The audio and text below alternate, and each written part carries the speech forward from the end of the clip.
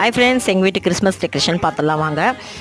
December வந்தாலுமே Christmas காலம் கட்டிவிடுங்க. Santa Claus, carol, star, light, setting, Christmas tree இப்படின்னு சொல்லிட்டு அடுக்கிக்கிட்டே போகலாங்க. அதே போல் தான் எங்கள் வீட்டு பால்கனியில் பார்த்தீங்கன்னா இவ்வளோ தாங்க ஸ்டார் செட்டிங் பண்ணி வச்சுருக்கோம். டெக்கரேஷன் வந்து இவ்வளோ தான் பண்ணியிருக்கோம்.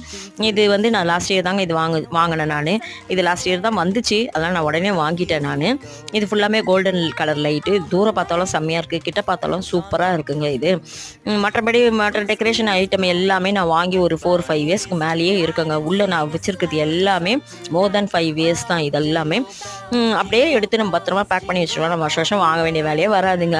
ஏன்னா இப்போ உள்ள ரேட்டெல்லாம் அப்படியே 2 மடங்காக கூடிச்சு. நான் கிறிஸ்மஸ் ட்ரீ வாங்கி 7 இயர்ஸ் ஆகுதுங்க. ஆனால் இப்போ பார்த்தீங்கன்னா அப்படியே டபுள் டி அமௌண்ட் ஆயிடுச்சு.